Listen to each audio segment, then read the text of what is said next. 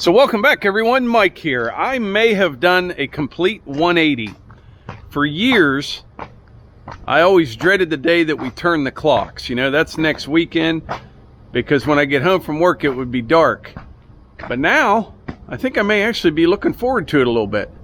Now that I don't have to leave the house to go to work now, I work from home, I think it'll actually work out a little bit better.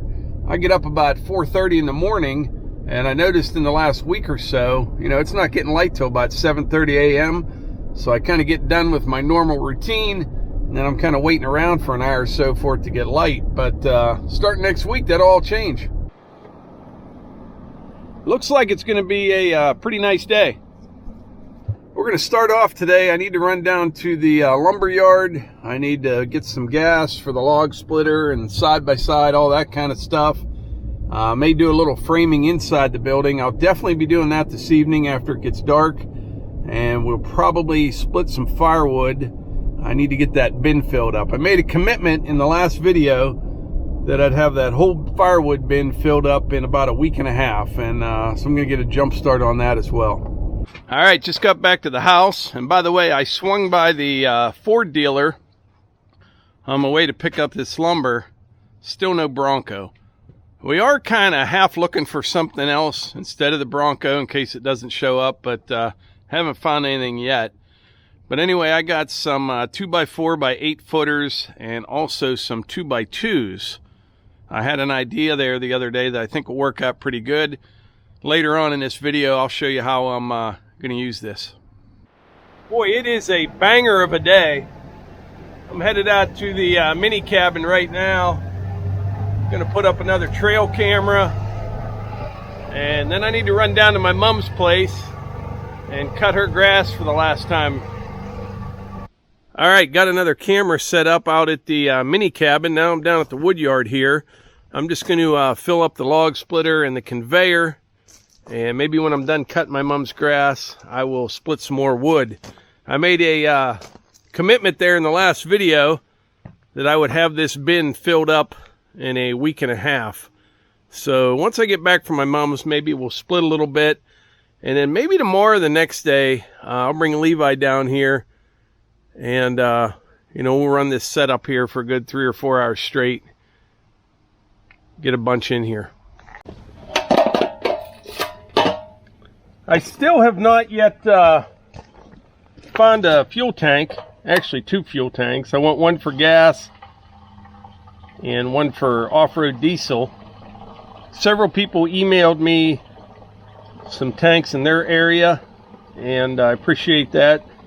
I looked into a few of them, just a little too far for shipping. And I also checked, you know, Facebook Marketplace and Craigslist. I found a few on there. Some of them look pretty rough. A couple of them even said, you know, they got small leaks, so I don't want to deal with that.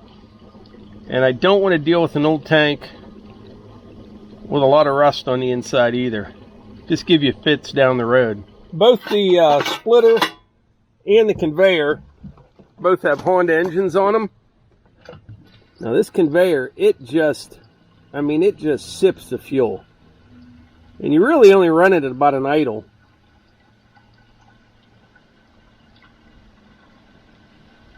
So I think while I'm down here, I got the excavator sitting right here. I'm going to grab a few logs out of the pile, get them ready for when I come back.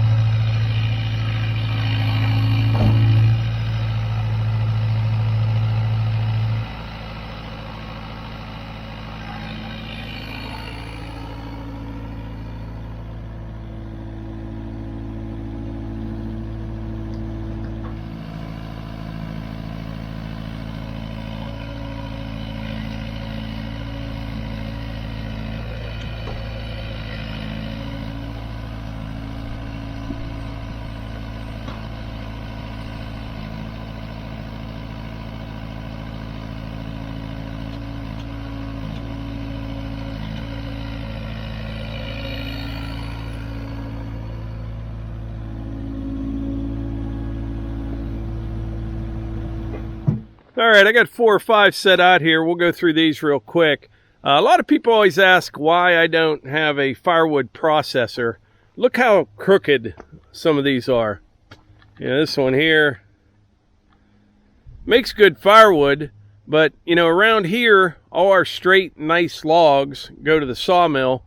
Mostly we cut up tops and the crooked stuff for firewood. Anyway, let's head down to my mom's place and I'll get her grass cut for the last time this year. And then we'll come back up here and cut some wood.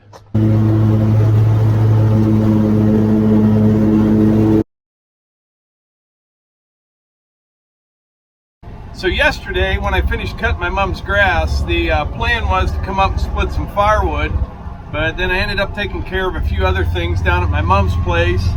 And took a little bit of time. So when I got back up here, I thought, you know what, I'm just going to go hunting. And I did, and it actually worked out pretty well. I got a nice 8-point last night. Not a real big one, not a real small one. Just kind of your typical 8-point buck here in Pennsylvania where we live. And I left my crossbow out here at the mini cabin, so I'm headed out now to pick that up. And I'll show you how this all went down. It was pretty exciting, not only getting the deer, but what I saw after I got my buck.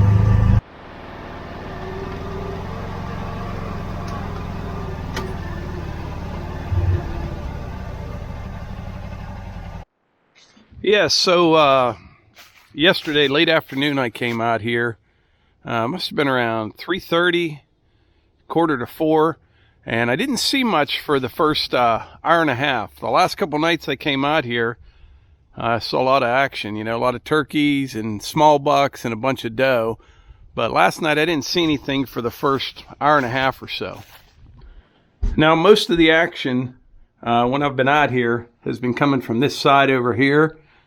Well, sure enough, last night around, must have been around 5:30, I'm guessing, there was a doe and an 8-point, and I mean, they were just running full speed, and they stopped about 50 yards out there, and then the doe turned and ran that way, the buck chasing her, and I didn't see them again for probably about a half hour or so. So by then it was about 6 o'clock in the evening. And then around 6 o'clock, over on that ridge over there, I was checking it with my binoculars. It looks a little different on camera here, but that's probably about 160 yards away. I saw that doe again, and I could see the buck behind her. And they were just back and forth over there on that ridge for probably 15 minutes. And, you know, they'd run a little bit and kind of stop and eat, and then that buck would chase the doe again. Well, sure enough, after about 10 or 15 minutes of that, the doe started walking down this way, coming through here. The buck would chase her over that way. Ended up coming right down in here. And then the doe ended up over here, and that buck was right there, probably about 25 yards away. And that's where I got him at. He only went about 50 yards that direction over there. And all worked out good. Worked out really good. It was a nice evening, very exciting. When you're out here this time of year during the rut, there's always something going on. You know what I mean? You can look at this window over here. You'll see a couple deer going that way and a buck chasing a doe over there. It's just a really nice time of year to be out here. Plus, it's not super cold either. It's a great time of year to be hunting. But so I didn't get an elk in Colorado, but I did get a buck here in Pennsylvania. Now here you can only get one buck. However, I have a couple doe tags, so I'll probably get at least one doe, at least try to, for the freezer. I actually bought a new freezer anticipating me getting an elk in Colorado, and that didn't work out. So we can fill it up with deer meat, which will be good. Everybody in our family enjoys it, and I don't process it myself anymore. We used to do that. There's a guy down the road. He makes the breakfast sausage, the jerky, the bologna, all that stuff. It's really good. So we get some of that, and then just like steaks, chops, roasts, and ground meat. And everybody in our family enjoys it. Now the ground meat, mostly what we use it for is like chili, sloppy joes, things like that. And but yeah, it's all good. So like I said, the deer was down over there about, 75, 80 yards. And I walked back to the house, and I got the BX. And I brought the tractor out, came across over there, and I went and picked up my deer, and then I headed back to the house with it. So I was coming right up here with the BX last night, the deer that I got. and right over there was another buck and a doe, right over there by that box blade and that bucket. And actually it was bigger than the one that I got. Nice big body on it as well. And I put the flashlight on him, got some video of it.